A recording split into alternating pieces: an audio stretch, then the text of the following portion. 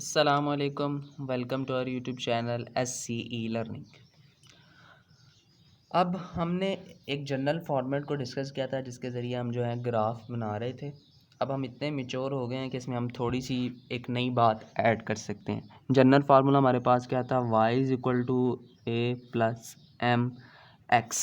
असल में ये फार्मूला निकाला का गया है, कहाँ से गया हुआ है, वो होता है टोटल कॉस्ट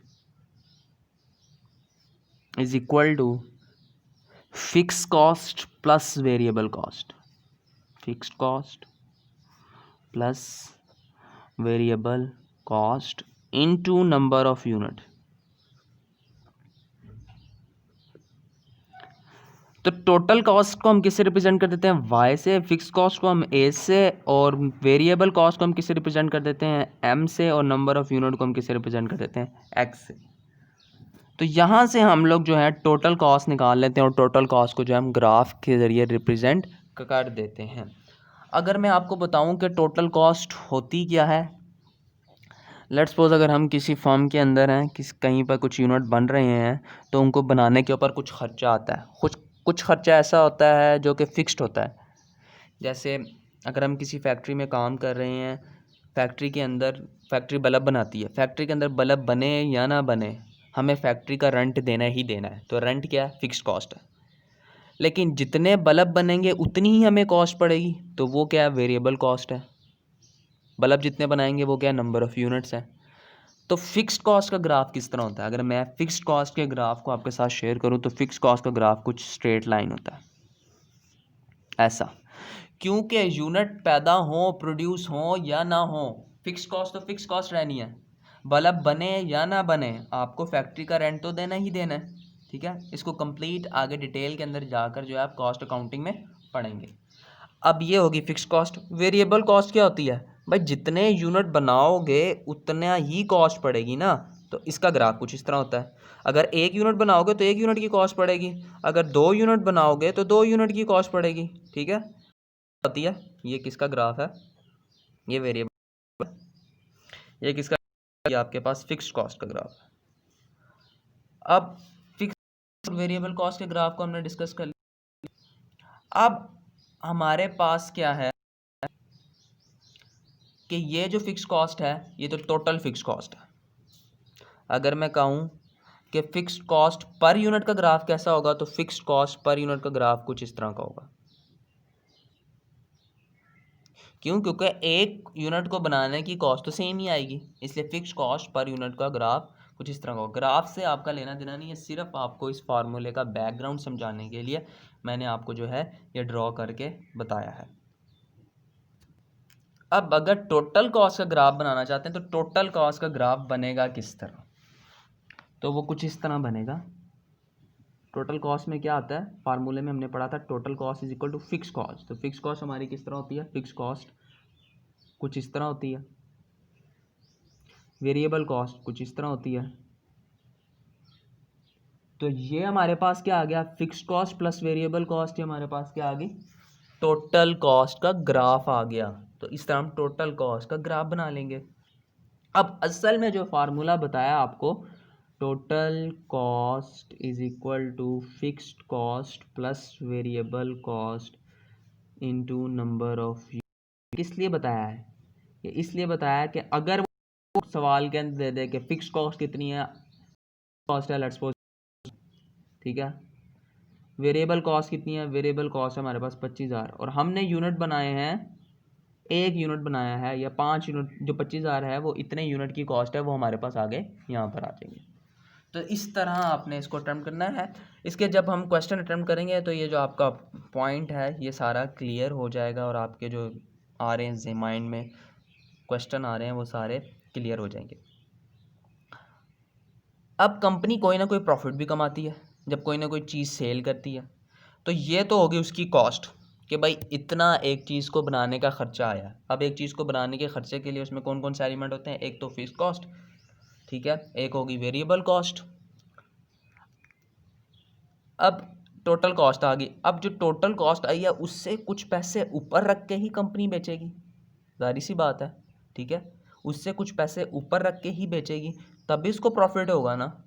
उससे पहले तो उसे प्रॉफिट नहीं होगा। तो अगर लेट्स सपोज इस हमारी टोटल कॉस्ट आती है 2 रुपये, तो हम उसको 3 रुपये पे ही बेचेंगे ना, 2 रुपये पे तो नहीं बेच सकते।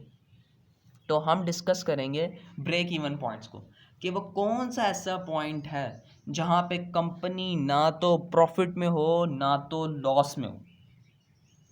ठीक है, कंपनी में बहुत सारे यूनिट्स वगैरह बनते हैं, हमें ये पता करना है कि कौन से पॉइंट पर कंपनी ना प्रॉफिट में है ना लॉस में है। असल हमारा मकसद, मेन मकसद ये है इस सारी कहानी को समझने का कि ये चल क्या रही है, total cost, fix cost, variable cost.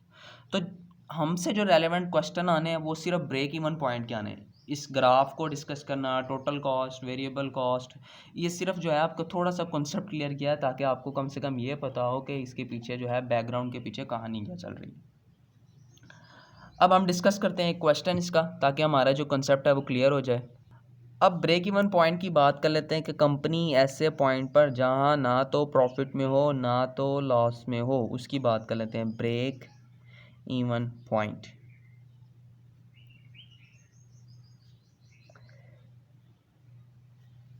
तो होता क्या है break even point? Fixed cost divided by fixed cost divided bye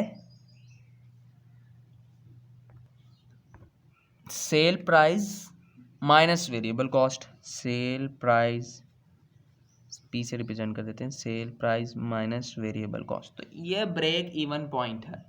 अगर हमारे पास एक क्वेश्चन हो, जैसे हम कोई क्वेश्चन जो है वो सपोज कर लेते हैं, उसका हम ब्रेक इवन पॉइंट निकालना चाहते हैं। लेट्स सपोज हमारे पास सेल कितनी है, सेल हमारे पास है 10,000। अब हमारे पास वेरिएबल कॉस्ट कितनी है, वेरिएबल कॉस्ट है जी 6,000। वेरिएबल कॉस्ट कौन सी होती है? जो एक यूनिट को बनाने का खर्चा आता है। तो 6,000 हमें एक यूनिट, जितने भी यूनिट बनाने का खर्चा आया, लेट्स सपोज हमें जो है हमने 1000 यूनिट बनाए हैं और 6 रुपये हमें एक यूनिट का खर्चा आया और हमने वो 1000 यूनिट बेचे हैं 10 रुपये के। ठीक है, ये हमारे पास सेल आ गई, हमारे पास वेरिएबल कॉस्ट आ गई। अब फिक्स्ड कॉस्ट कितनी है? फिक्स्ड कॉस्ट हमारे पास है,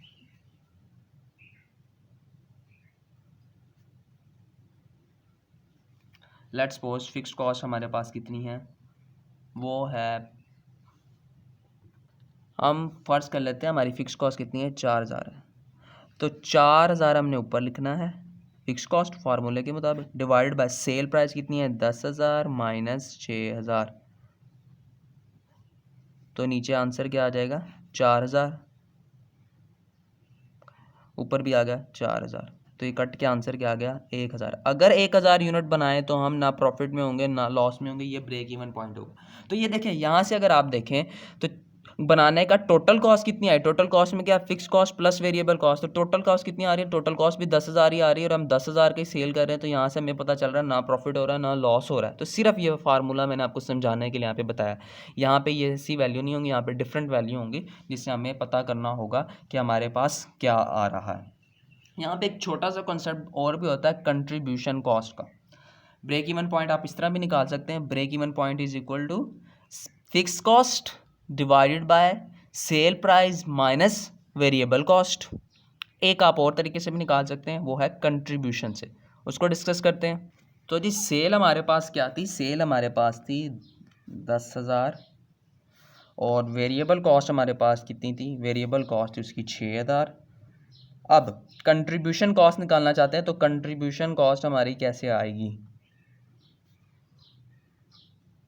वो आएगी सेल माइनस वेरिएबल कॉस्ट। तो सेल कितनी है हमारी 10,000 माइनस वेरिएबल कॉस्ट कितनी है, तो 4,000 हमारी आ गई कंट्रीब्यूशन कॉस्ट। और सवाल के अंदर हमारे पास फिक्स्ड कॉस्ट कितनी थी, वो भी 4,000 थी। ठीक है, जब इसको इसमें से लेस करेंगे आ जाएगा 0। तो ये हमारे पास क्या आ जाएगा, प्रॉफिट। तो इस तरह हमने निकाला प्रॉफिट। अब हम देखते हैं कि हम ब्रेक इवन पॉइंट कैसे निकालेंगे, कंट्रीब्यूशन के ज़रिए। उसका फार्मूला क्या होगा, उसका फार्मूला होगा break even point is equal to fixed cost divided by contribution cost.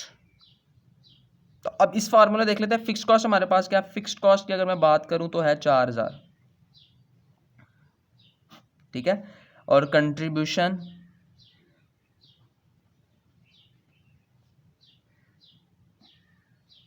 Contribution की बात करूँ तो वो कितनी है, वो भी 4000 है। तो ये कटे हमारे पास आंसर।